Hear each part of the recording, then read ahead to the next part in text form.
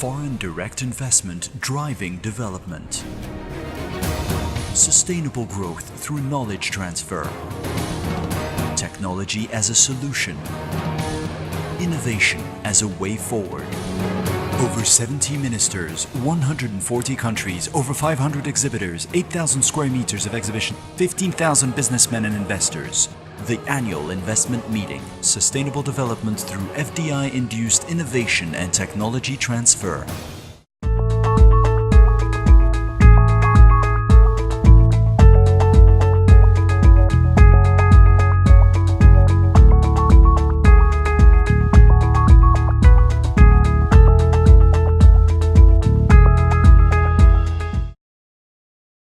Welcome to session 8. I'm glad so many of you showed up on Wednesday morning. It's going to be an excellent session. We have a fantastic group of panelists that I'm going to introduce in a little while. The aim of this session, or the objective of the session, or the theme of the session is attracting knowledge-intensive or research and development-related foreign direct investment. We've heard a lot about R&D over the last 2 days. We've heard a lot about innovation. We've heard from it primarily from a domestic perspective. We've heard about how countries and regions can create innovation. We've heard about technology transfer. This session will touch on some of those issues, but the focus is very much on how can countries attract research and development investment from overseas. In other words, how can they convince corporate investors from other countries to locate research and development operations in their countries. So we have a very tight focus, but we've got an exceptional group of panelists who I'd like to introduce. We also have what I've been promised will be a very lively keynote speech. And we also will have time to open it up for questions and make sure that everybody is able to leave before lunch.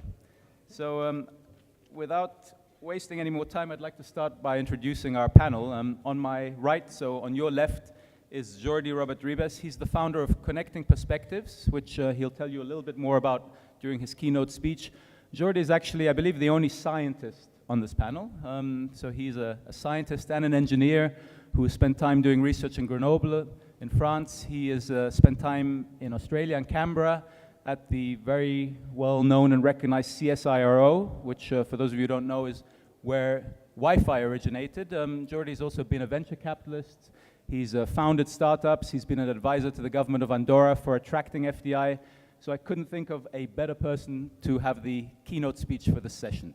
We're looking forward to that. On Jordi's right, so again on your left, we have Ian Gomes. Ian is a partner with KPMG. He's the head of KPMG advisory here in the Lower Gulf. Ian started his career with KPMG in London a while ago and made partner in London before then becoming CEO, Chief Executive Officer of KPMG in India.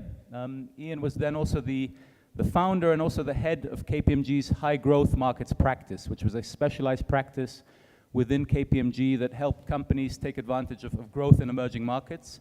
I had the pleasure of working with Ian during that time and always enjoyed our collaboration. Ian has been here in the Gulf for the last 3 years.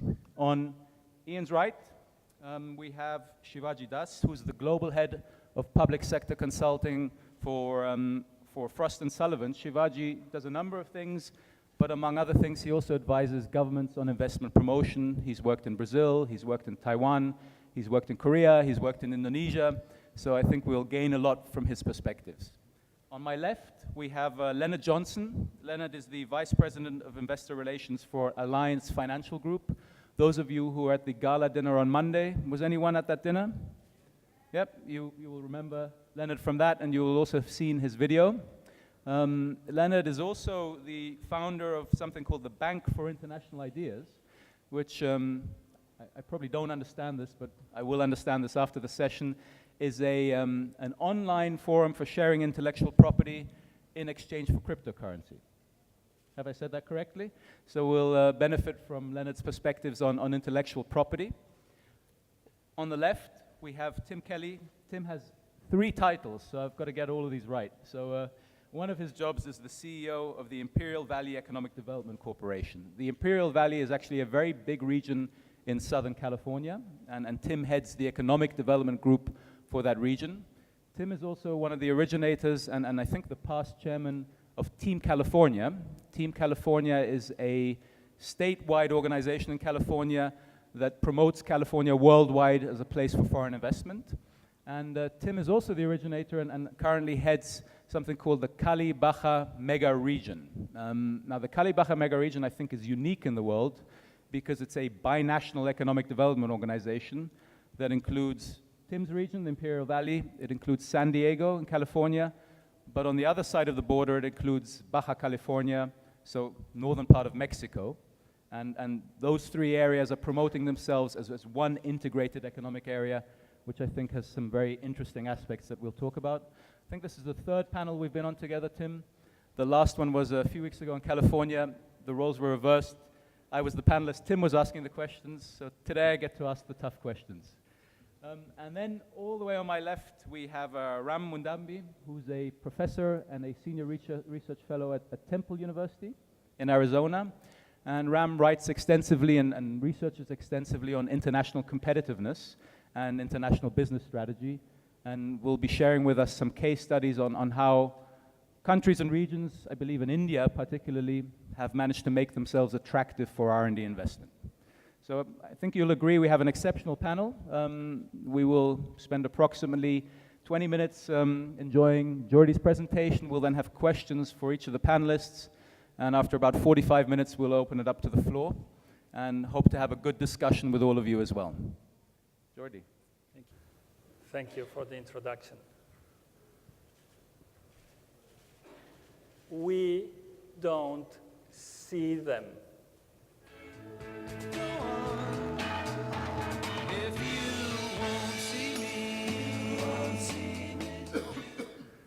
There are lots of opportunities in the world, and most of us don't see them.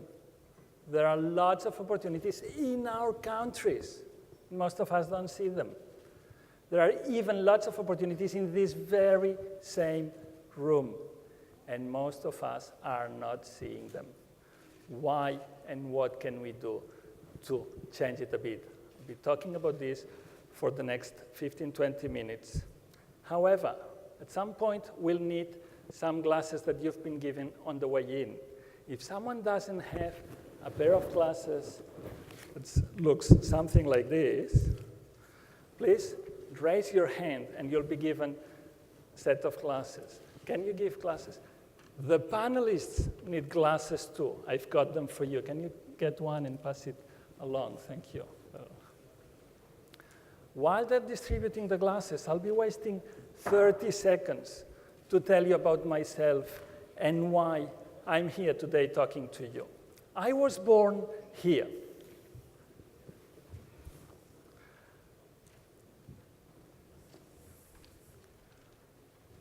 Very hard to see. I was born in a small country, doesn't even fill a pixel, Andorra, in the Pyrenees, smaller than Dubai, smaller than Singapore, 70,000 people. I was born there, but I moved away, studied telecommunications engineering, moved to France, did the PhD, research and development, one of the keywords for this session. Then we took the plane with my wife, went down to Australia, lived in Australia, worked in Australia, moved from R&D to the corporate setting, Singapore Telecom, and there, corporate strategy, another of the keywords in this session. And then 10 years later, we decided to come again back to Europe. We've been already several years there, and I've been working for 4 years for the Prime Minister of Andorra, setting up the FDI agency from the ground up, and that's what I'll be talking about mainly today. Since then, I've done some studies at Harvard Business School, and I'm now on the board of a venture capital fund that sits between Europe and the US. But mainly, I do work for companies. I founded Connecting Perspectives to help corporate companies connect perspectives between their departments to innovate better, achieve that the finance people talk to the research and development people, and discover new opportunities. I've been told by the organizers that the participants at AIM Congress were very, very, very intelligent. And I believed it. If it's not true, please forgive me. So I wanted to talk about many, many things this morning, and it's not possible. Andreas didn't allow me to speak for 2.5 hours. So I've compressed it in a very, very, very compressed video. It's so, so, so compressed that you need the protection glasses that you were given. Oh yes, so it's true, it's true. Where's someone from the organizers? They're very intelligent. I didn't tell them how to use the glasses, and some of them are already using them like this. No one's done this. Fantastic, congratulations. However, we need to give some air to the glasses, patented glasses. Can you wave them just for 5 seconds so we can, otherwise they will not work properly. Fantastic. Now is time to use the glasses. If you don't have the glasses or don't even want to use the glasses, don't worry, but don't watch the screen. Please, we don't want to have any health issues. I didn't check insurance and so on. Ready, very short, lots of concentration. Don't want to miss any detail. Sorry? Yes, it's today. You got it. It's right. Today is April Fool's Day, and in Andorra is April Fool's Day today. Got it right. Ready, set, go.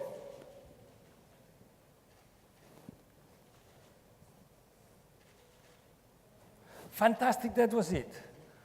If you didn't see anything, don't worry. It's not an intelligence test. It's a memory test. You need to remember every single detail of what was in the video. I'll ask for it later on. Let's move on. What happens? I've been asked to talk about talent and how to get talent, how to attract talent. Let me first say what it's not talent. This is not talent. The spiral of non-talent.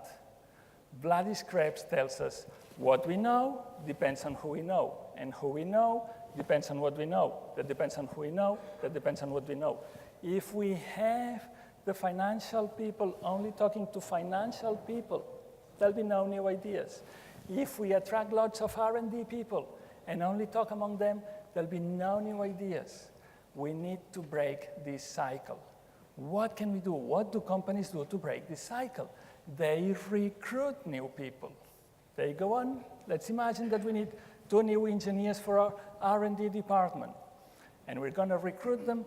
We go on to this search, executive search or engineering search agency, and they shortlist for us 3 people. First person, person A, achieves 80% in the different tests. Person B achieves 70%, and person C achieves 60%. We need to hire 2 of them. Who would you hire? Who would hire person A? Raise your hand if you would hire person A. You can also, fantastic. Who would hire person B? Anyone for person B? One at the back, one at the back. Fantastic. Who would hire person C? Some. Correct. So, in fact, we don't have enough information here to know who we would hire. We need to know what were these tests about. And in this case, for instance, they tested 3 different areas. But A and B did score 0 on area, on the 3rd area. So if we hire A and B, we would miss all the 3rd area knowledge. If we hire A and C, we will have the full spread of knowledge. And that's what we want in R&D or in anywhere. That's the talent. We just want not just talent, but diverse talent that covers the lot. This is the kind of talent that I was looking for when I set up the FDI agency in Andorra. Finance and ideas, and connect them, and have them in the staff there to be able to talk to the people that were coming to invest in Andorra. I might have gone too far, so let's step back 1 step. What's Andorra? Small country, as I told you, in the Pyrenees, 200 kilometers from Barcelona, 800 from Paris. It's not even, you might be thinking, it's not the small, it's big, the blue dot there. No, no, no, no, no, it's not the blue dot. It's just the tiny, tiny point at the end of the blue thing. 70,000 people. Anyone has been to Andorra by any chance? Fantastic, it's not the majority, so to be fair, I'll tell you slightly more about Andorra so we can have a plain level field. Just 45 seconds video about Andorra so we know what we're talking about.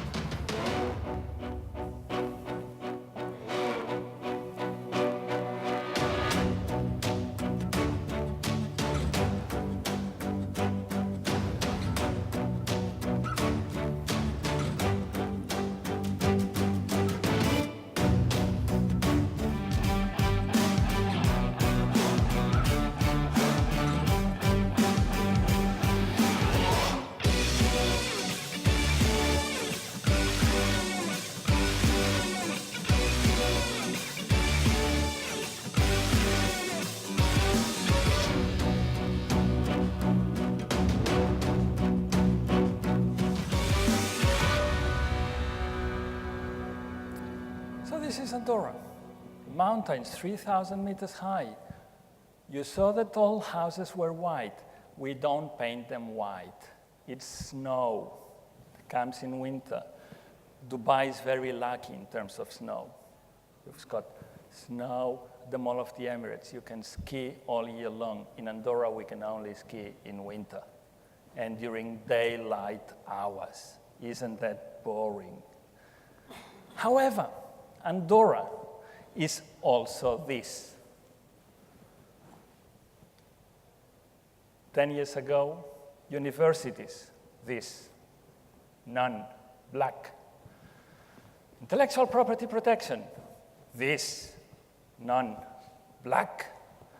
Airport, this, none, black. Railway, this, none, black. So, can we attract foreign direct investment within such a setting? There's one extra problem in Andorra.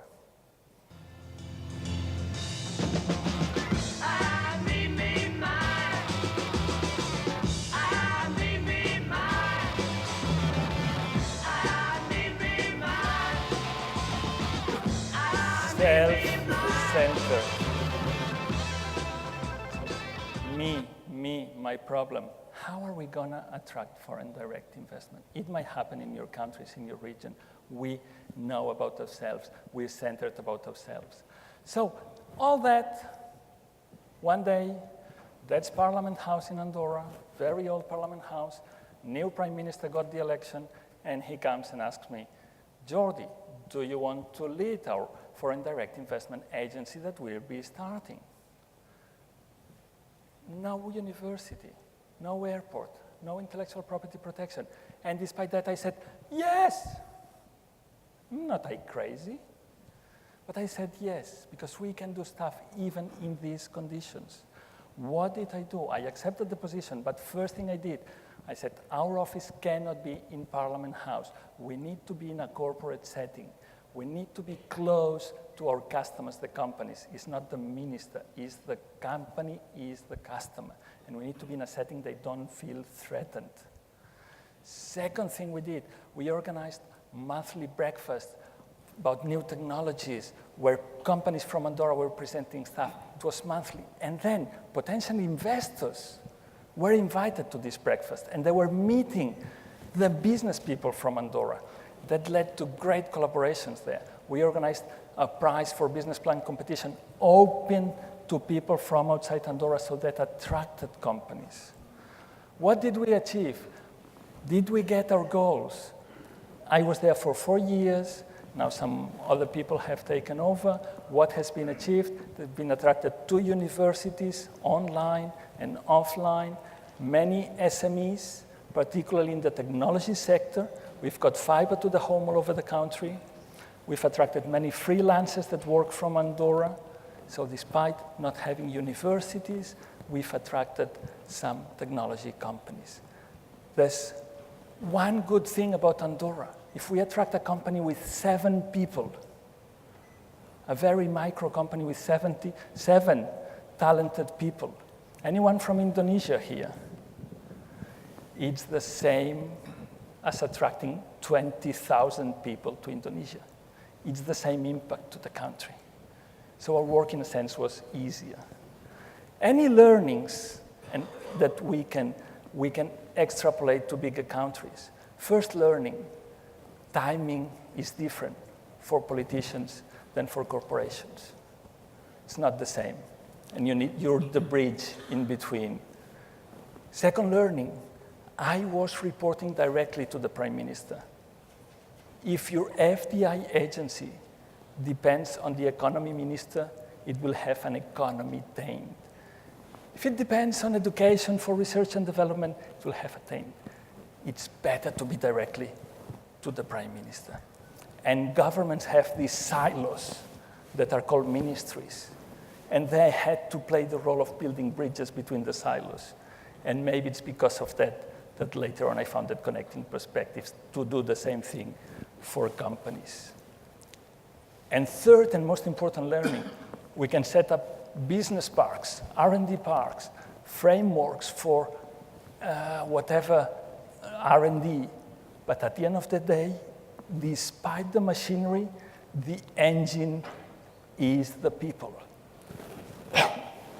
The people, humans, the feelings, and this is what attracted companies to Andorra. People that wanted to live in that setting of mountains. I was on the board of a technology company based in Europe. We had to move headquarters to the US and leave a subsidiary in Europe. Which city did we go to?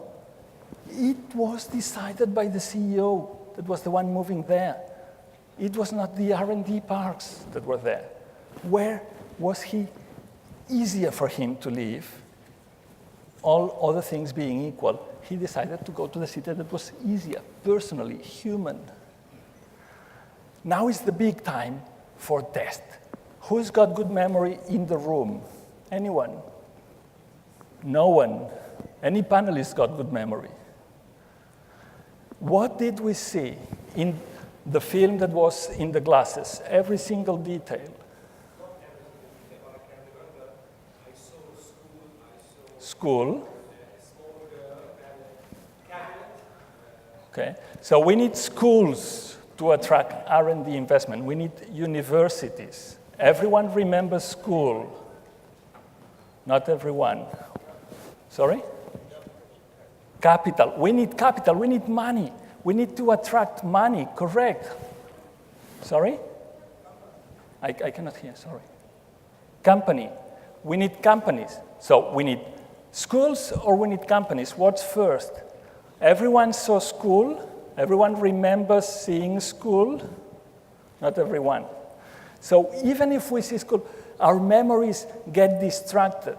But at the end of the day, we'll review the video right now.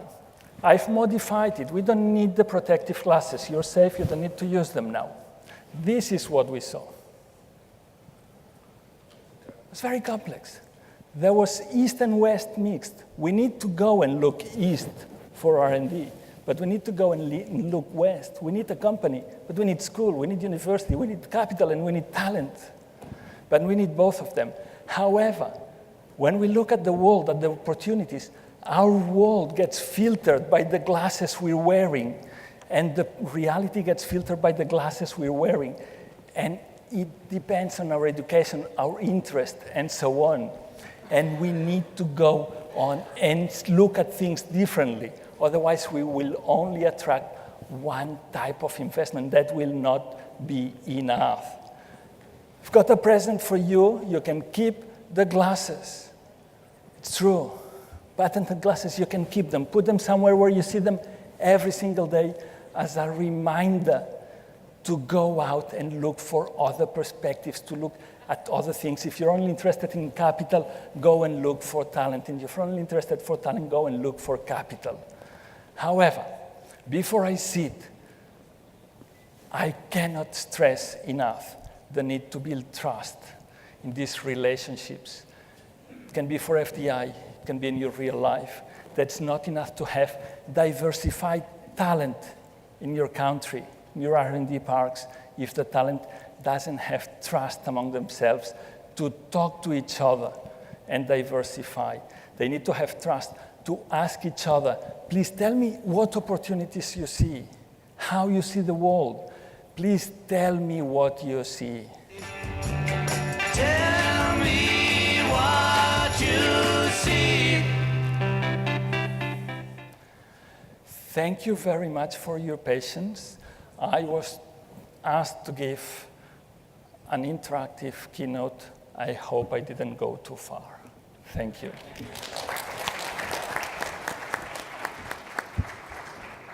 Jordi, thank you very much for that. I think that was a perfect scene-setting presentation, and we're going to pick up on a number of the points that you raised. Really, we should take a few more hours, I think, for this session. So bear with us. We'll just discuss these points. I'd like to start with something very basic. We're here talking about attracting R&D investment, and we're all making the assumption that companies move research and development. So we're all starting from the premise that a company would, from wherever their home country is, move R&D or take R&D and move it somewhere else or establish R&D somewhere else. I don't think that's something we should take for granted. If I'm a US technology company, if I'm Hewlett-Packard, or if I'm a small internet startup somewhere in Helsinki, or if I'm a Chinese company that makes equipment for renewable energy generation, doesn't matter what industry I'm in, my technology, my R&D is the heartblood of my company. So why would I take that and move it somewhere else? Or why would I go to another country and set up research and development and risk losing really what is the essence of my company? So I'd like to start off with that question, is why and under what circumstances would companies even consider establishing research and development operations somewhere else in the world? What are some of the drivers that would lead them to do that? And I'd like to ask Ian to perhaps take that first question. Thank you, Andreas. I think you start off with the necessary conditions for this. I would put two at the top of my list. The first being, there's got to be a reduction in the development time if you are going to move R&D elsewhere. And two, as more and more companies find their R&D budgets under pressure, there may also be a cost reason to move it to a lower cost location. But having said that, there are some prerequisites. One needs to have the skilled workforce in the location in which the location which you are looking at for your R&D facility. The ecosystem, the skills ecosystem has got to be right. And what I mean by that is the right sort of innovation encouraging regime, whether it's, and that's through partnerships with universities, research centers, whether they are technology parks, the intellectual property regime has got to be just right, so there's little theft. And generally, the clusters, the benefit of operating within clusters, either local clusters or regional clusters. Those would be some of the reasons I would put for moving your R&D elsewhere. Okay, excellent. So those are, I think, some very important drivers. You mentioned development time, which is critical in industries such as pharmaceuticals, anything life science related where you need to get products to market quickly, and the ability to go through clinical trials at an accelerated pace is often a big driver. You mentioned cost, which is certainly a key driver as well. You mentioned skills, at least the part of the world that I'm from, Western Europe, believe it or not, has a shortage of certain skills, so companies will move overseas in search of those. Now, Ian, you, as CEO of KPMG in India, you worked with a lot of Indian technology companies, and Indian technology companies have the great fortune of sitting on a gold mine of talent. I mean, India produces incomprehensibly large amounts of talented people. Tens, if not hundreds of thousands of new engineers come onto the market every year. often at relatively affordable prices. They're very motivated, there's competition to work for the best employers, and Indian companies have really catapulted themselves to be technology leaders. Now, let's take India as an example. Why would an Indian company that has the access to talent locally at an affordable price, why would an Indian company, if at all, even consider moving research and development somewhere outside of India? Well, it comes back to the ecosystem I talked about. It's not necessarily just having skilled people. You need to bring everything together. And, unfortunately, Indian universities are not research-based in the way you have elsewhere. So those partnerships that you require between universities and employers and all of these R&D facilities just don't exist. The government, generally speaking, is not terribly supportive through fiscal incentives or grants. And which is one reason why the very talented engineers or other professionals look to move overseas to places where they can actually get involved in R&D properly. Again, some really excellent points there. I mean, you mentioned the ecosystem, which is something that Jordi talked about as well, the networks. You mentioned about government, so I guess government does play a role in this, and we'll explore that a little bit more on the panel. And then something I think which is essential, you mentioned people. And ultimately, scientists are individuals that, in many cases, are free to move everywhere in the world. So if I'm a scientist, if I'm a renowned scientist, or even if I'm a PhD graduate, most countries in the world will take me. And I'm in a position as a scientist to choose where I move freely. I'll get a visa in Canada, I'll get a visa in Australia, and most parts of the world will be happy to accommodate me. So I think this is one area where quality of life really does play a role. Other parts of FDI attraction, I don't think it plays that much of a role, but for R&D, quality of life is really instrumental. So some great points there. Skills, Jordi mentioned skills. I like your example of the test. So we like statistics.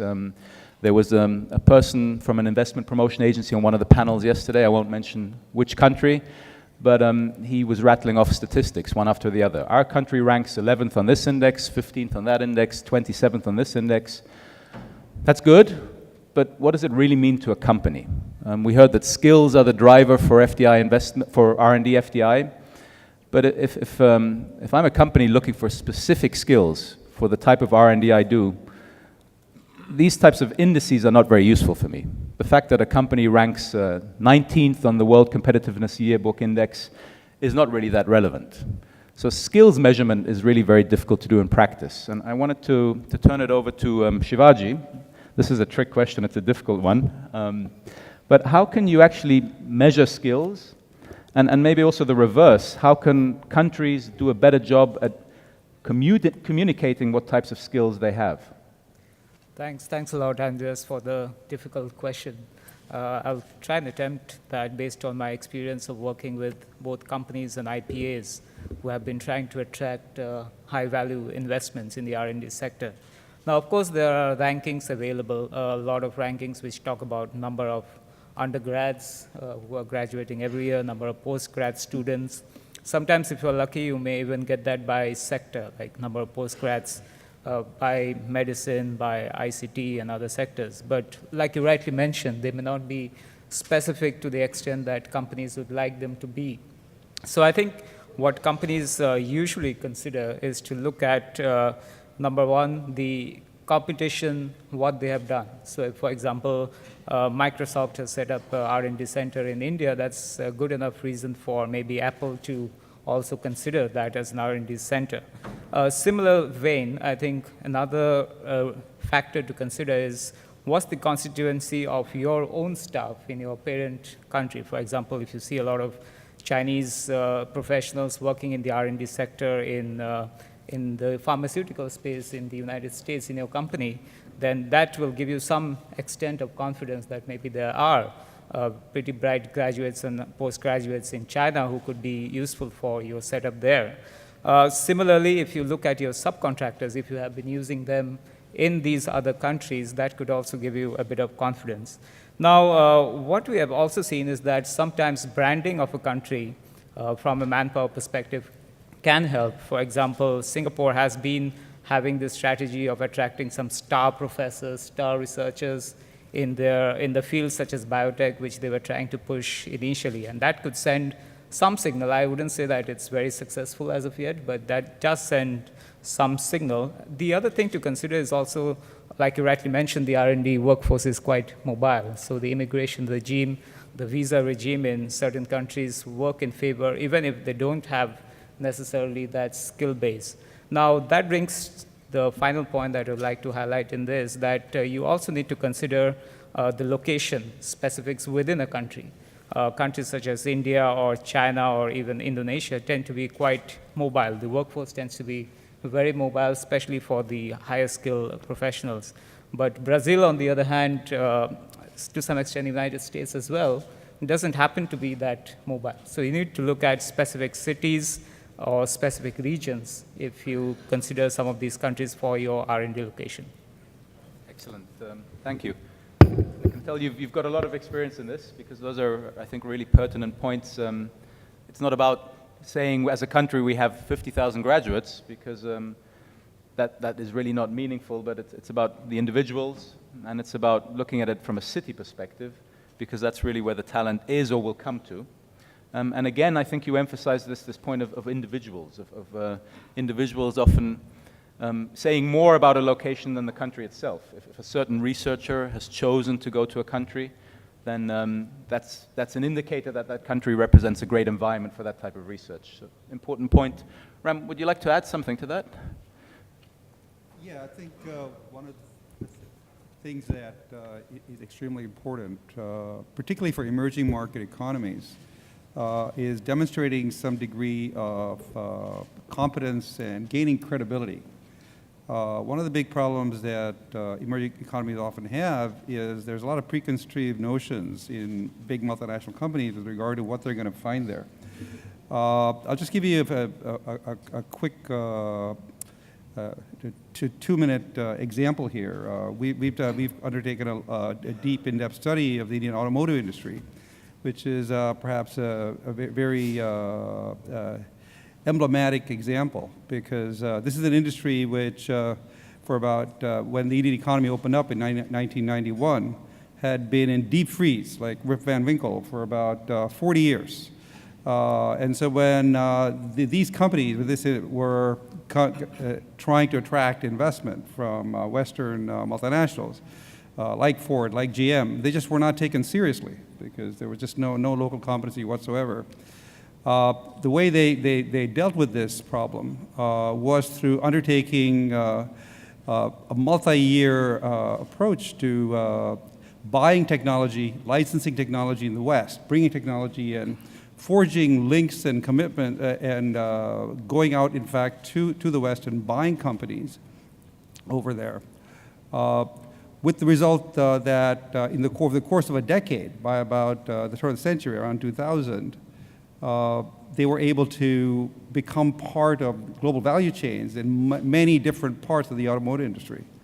And today, we have a situation where virtually every major automotive company undertakes not only foreign direct investment, but fairly high value R&D, intensive R&D investment in India. Actually, I've got a surprise question. But we've talked about individuals and we've talked about networks, and seemingly every technology field, there is an Indian professor, at least one, who's kind of a globally recognized guru. I'm thinking of bioplastics, I'm thinking of additive manufacturing, and they tend to be everywhere. They tend to be in British universities, in American universities, and European universities, and Australian universities. Is there some kind of initiative by the Indian government to bring these people back? I don't think the government has initiatives per se to bring people back. I mean, they do have a number of schemes aimed at in the STEM areas, science, technology, engineering, and math, where the CSIR, the Central Science for Industrial Research, has a number of programs where there's automatic entry for people who have degrees from abroad and so on. But certainly not in business and management. Because I know that's a big issue in Europe, certainly. there's always a fear that European academics will leave Europe because the pay isn't that good and the conditions, especially for R&D, maybe aren't optimal, especially as far as commercialization is concerned. So there's always this effort to keep people, or at least to bring them back. And if you look at the Indian talent that's spread around the world, imagine if you brought all of those people back, the impact that would have. Ian, do you think that's even feasible? What we do see, Andreas, is a lot of informal networks that are forming up. I do a little work in international new ventures, and one of the things we find in the IT industry in India, for example, is through the informal networks of personal in the Indian diaspora. There's a tremendous amount of entrepreneurial activity, a lot of it high-tech entrepreneurial activity, in places like Bangalore and Hyderabad, through Indian diaspora members setting up, coming back home and hiring and recognizing they can leverage cost advantages and their personal connections to buttress and strengthen their overall R&D operations, which have one leg, for example, in San Diego, and one in Bangalore, one in Silicon Valley, and one in Bangalore, or one in Boston, and one in Hyderabad. So, Andreas, you see visiting professors at universities, you see a lot of professors being advisors to major corporates on a visiting basis, advisors to central or state governments, but no other sort of concerted effort on the part of either government or the corporates to bring them into the Indian environment full time. Okay, good. Well, not good, but thank you for the answer. I don't think we could have a session about R&D without talking about intellectual property. It's obviously a huge issue. Companies really want to guard, protect what they have. We talked about it being the lifeblood of what a lot of technology companies do. Leonard, I know you've written about this, and this is something that you do with your intellectual property or your bank of international ideas. Couple of questions. On the one hand, if companies do decide to move research overseas and they move it to countries where intellectual property protection may not be as developed or as pronounced, is there a way they can even protect themselves? And the second part of the question is, to what degree does that influence where companies decide to locate research and development? So in the order, I will address the second question first, which is what can be done to ensure companies protecting their intellectual property. So we're all probably aware of the TPP, the Trans-Pacific Partnership, that's going around in certain countries to be signed, where it's an agreement between countries to protect intellectual property from foreign corporations doing business in that region. The other side of it is that we currently live in a knowledge-based world, or knowledge-based economy driven by technology. And so some of that does go into an area of having what's utilized in the cryptocurrency world, such as the currency we have, which is Gemcoin, a centralized currency. But when you move these transactions to each other, there's something called a blockchain in the cryptocurrency world. That's basically a ledger that's transparent, that anyone can see any transactions on it. It is currently being utilized for currency, but there is a future development to utilize it for agreements. So if a company had a patent, or they had something that was intellectual property and that was specific to their company, that agreement of moving it between borders could stay on that blockchain indefinitely, which would prove as a ledger for disputes as they arise in the future. Do you feel that companies may not locate R&D in certain countries because of intellectual property issues? I don't think they would not, but I think it's a big hindrance if a company or country has not set up that infrastructure and that establishment, because the one thing one needs to feel is comfortable. And speaking on some of the themes we had, it is about trust in building a relationship. And so without those things in place, the company going to that country, the foreign corporation or company, is going to have some concerns. Okay, great, thank you. Tim, thanks for your patience. Sure. Tim flew in yesterday from California, so I'm not sure which time zone you're in, but at least you're with us here on the podium. Tim, I'd like to speak about the Cali-Baja mega region, because I really think it's a unique model. On the one hand, you have a place like San Diego, which is really a hotbed for technology, a lot of defense-related R&D, a lot of IT-related R&D. And then on the other hand, just a few miles down the road, literally, you have Baja California, which is not known for its technological innovation, at least I'm not aware of it. And yet you're promoting this as one region. How do you deal with the R&D part of it or the innovation part of it? Are you promoting just the US part for that, or are you promoting the whole region as an R&D location? How do you deal with that split? I think the whole region, and I think what's unique is that we have a region in the United States that is binational, it's bicultural, it's bilingual, and so it's really a gateway in a sense to Latin American companies that want to come into the US, and US companies or even foreign companies that want to go into Latin America. And so one of the things that, first of all, the reason for looking at our partners in Mexico as collaborators rather than competition is, number one, we're not going to pretend they're not there. We know that from my standpoint, we're one economy. And I could give you a lot of examples, but I think what's best to understand is that when we first formed the Cali-Baja binational mega region, it was because in the Imperial County, we're fairly unknown, except for certain sectors. San Diego, surprisingly, I think that surprised many of the people who live in San Diego, is not the center of the universe. And you know, when you're on the east coast of the United States, many people aren't even aware of San Diego and how advanced the universities are and a lot of the products that are coming out of there. And then you look at Baja California, which is one of the most advanced manufacturing locations in Mexico, and yet when you're in Mexico, they still think Baja California is a frontier and doesn't have infrastructure, doesn't have a lot of other things, and yet it leads in a lot of these factors. So I think to answer your question is, when we came together, we looked at what the opportunities were, and I'll tell you the main issue in San Diego was that they did a very good job of attracting talent and attracting venture capital and attracting companies to San Diego. And many of these sprung out of universities and some of these institutions. But then as they developed from laboratory to garage to, to small factory, they were being purchased and moving out of the state of California because of the cost of doing business. And so what we found is that there's a real opportunity that they don't need to move out of San Diego.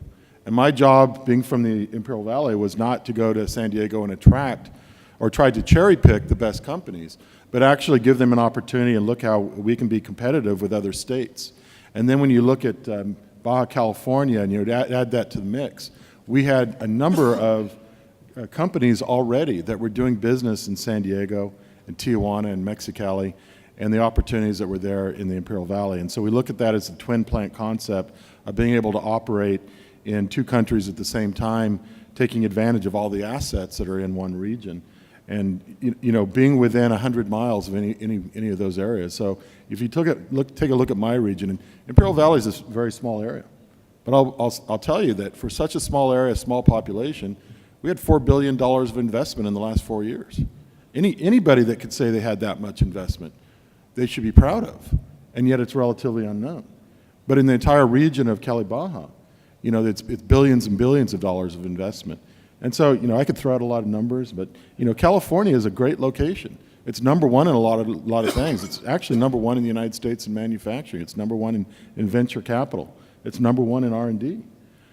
But we wanted to figure out a way that we could separate ourselves and compete with the rest of California, because we're not Los Angeles, we're not San Francisco, and we need to make ourselves known and to be able to attract additional investment and keep people in that region, which was the key. And we found that by uniting together, we become more of an international, even though we are international, more of an international region that attracts from all over the world. And I think I'll end there, but like I said, it is very unique. California, the United States, globally, we look at regions, and we look at mega regions in which you do business. And some of those mega regions may take you hours to drive 30 minutes, or it may take you a couple hours to drive 100 miles, which you got everything in one location. And by the way, within our region, there's 35 million people within 3.5 hours. It's a huge market. And so we want to figure out ways that we could look at high tech, low tech, green tech, blue tech, any type of technology you can have in one location and service that 35 million people, but also service the globe. Excellent. I think the point you made about keeping the innovation there is essential. I mean, there's an example I'm familiar with, which is Cambridge in the UK, which creates an amazing amount of technology, a lot of innovation, a lot of different fields, but most of it is not commercialized in Cambridge. So once a company reaches maturity, not even maturity, but once they're in a position that they can actually manufacture a product or go to market with a product, they'll go and do that elsewhere. They'll do that in London or they'll do that overseas. And I think the point you made of capturing the innovation that comes out of universities and ensuring it stays there is a very, very important one. I've got a follow-on question to you, Tim, because you know Mexico very well. I mean, Mexico is perceived often, I think, as a low-cost manufacturing location. We think of the maquiladoras, people in the textile industry or simple basic electronics. But Mexico is one of these countries that is really moving up the value chain. Do you find that Mexico is content with this role of being, the manufacturing location, low-end manufacturing location for the US, or do you see Mexico really striving to be capture more of the innovative investment that has typically gone to the US? Well, first of all, I don't think it's a low-cost area for the US. I mean, it's a low-cost area for the globe. And one of the things that's really changed is when you look even 10, 15 years ago, a company, Sony, that made televisions in San Diego and moved their operations to Mexicali, Mexico, a very large factory with thousands of employees. And they changed from that technology to flat-screen TVs. And now it's a leader of production of flat-screen TVs, which require still a high talent and manufacturing, but at the same time, not as many employees. So we had these massive maquiladoras that were just suitable for smaller companies. And that's what we've seen, is that seeing larger buildings that were reduced in size that now have several different companies operating within them. And what's interesting about that is I've visited many of those maquiladoras, and they're building televisions just in time. Literally, they get the order for 200 televisions, and they are making those televisions immediately, or computers, whatever it may be. And that's something that's very unique, is that you can be in a location that's so close to the market and building just in time. But I think that, going back to your question, is Mexico satisfied with that? I think that they're happy with the role because they're providing jobs for the people that live in those areas. And you've seen a lot of the large population of Mexico move north to take advantage of this market in the maquiladoras. And just recently, that they changed the tax structure because it was so complementary to bringing in businesses, and it wasn't as good for the other states that were south of the border. But I think that there's an opportunity. I want to bring up one company that is a really good example of what we've accomplished in the Calais binational mega region. It's a company that's out of France, Aliquid, which has a subsidiary that was founded by Jacques Cousteau, and they make scuba equipment. And they had an R&D facility in Carlsbad, California, a very high-tech area. And they had a factory with about 300 employees that does manufacturing in Mexicali, Mexico. And they needed to have a manufacturing facility in the U.S. side of the border. And we worked with them, and we're in competition with some other states. We were able to attract that business and be competitive with Arizona and the surrounding communities. But what was very unique about that is within about 150 miles, you had R&D, you had low-cost manufacturing, and right across the border from Mexicali and Calexico, they opened up another manufacturing facility. The reason they needed to have that facility is because the products they made, the U.S. government required them to be made in the USA, or some of the other countries that they were dealing with required that product to be made in the USA. But what they didn't know is that when they opened up in that facility, which was 300 on one side, 80 on the other, is that half their employees in the United States lived in Mexico and were crossing the border every day to go to work. and were riding their bicycles and were as happy as could be because the wages were just a little bit higher. Not much higher, but a little bit higher. And then they also found that they could take those same employees that were building product in the US, and the next day they could have them work at their facility in Mexico. And it just created this really unique culture within the people that were there. So I think those are the unique things that can occur in that binational region. You probably won't find many places in the world, but those opportunities do exist. Okay, thanks. I want to pick up on your Sony example, because I think it's a great indication or a great example of how countries or locations can take something that started off as pretty basic, assembly, and then use that to move up the value chain, for lack of a better term. And we see that in several industries. I mean, any industry that starts off as basic manufacturing has the potential to progress. We see it in Central and Eastern Europe, where companies first moved simple assembly. That's transitioned into sophisticated manufacturing. R&D is added onto that. You see that in the services sector, where something that starts out as a basic call center or shared service center becomes over time something more sophisticated. And I think some locations are very good at capturing that. Some locations are very good at taking something basic, making sure it stays and evolves. Whereas in other locations, other countries, that type of manufacturing or basic services comes and goes. Nothing lasting stays there.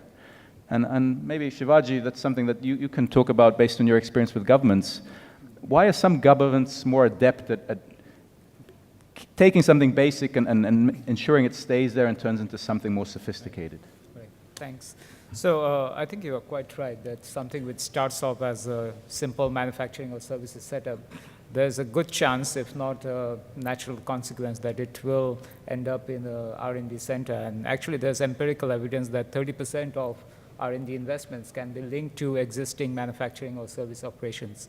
I think a good example, other than the Sony case, would also be Malaysia, which started off as a low-cost manufacturing hub for semiconductors. And today, Penang is also a very important R&D location for many of these semiconductor companies. India for ICT, China for pharmaceuticals are good examples where something basic then migrated into R&D centers.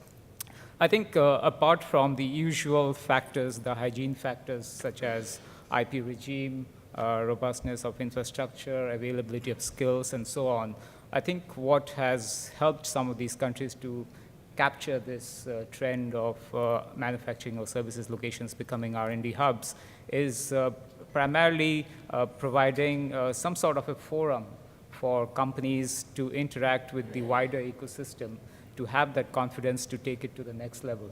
Again, coming back to Malaysia as an example, they set up a center of excellence for the semiconductor industry. And I was quite surprised that many of the private sector companies such as Intel, Sun Micro at that time, they were willing to collaborate, to train people, to share certain platforms, to bring in ideas from foreign universities into that place. So setting up such centers of excellence has been a successful measure in certain countries. What we're also seeing is that some countries which maybe do not have this luxury of having large manufacturing or services base, such as Singapore, what they are trying to do now is to take a lead in establishing standards.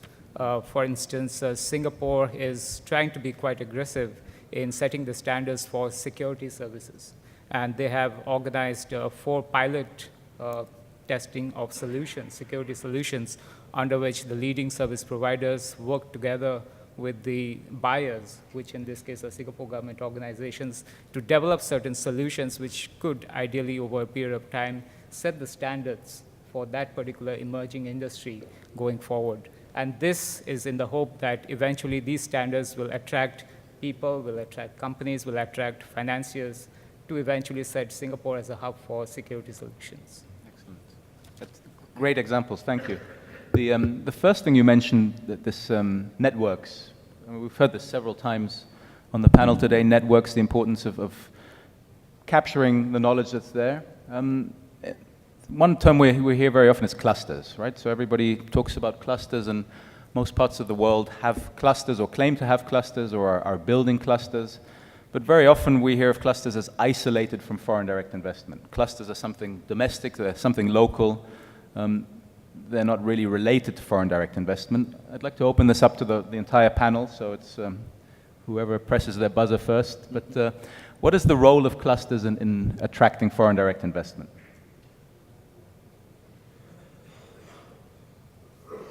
So I'll take it.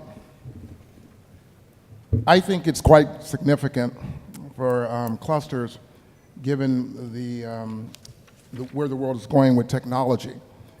Because if you look at, as my co-panelist stated, California, he's talking about the Baja, and by the way, I'm from California, so that's interesting, but we're talking about the regions. You've got Silicon Valley, and the whole western region of the US, the United States, is where most of the technology comes from. So the companies like Apple, Google, Microsoft, which is in Washington, which is still on the western side of the United States, this particular region, so to speak, or, I would, for lack of a better word, the cluster would be Silicon Valley.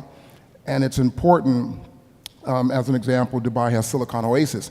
It's important that different countries plan for the future and governments plan for the future to attract the knowledge-based economy of individuals with skill sets, because eventually they're going to go where they can enhance their skills, especially if they're coming out of college, and when they can better themselves. And it's interesting that we in the United States see a lot of individuals from around the world moving to Silicon Valley, and they don't even have a company. They just come out of college, and they're on their way to Silicon Valley. So I think clusters are extremely important for governments, that they begin to expand and spread the word, and not just make it a local issue, but make it a global issue and a global awareness of what that particular country's cluster can offer, and then let that talent come inside of the world, come from the world. Okay, so clusters really is a magnet for individuals, for talent that are drawn to that.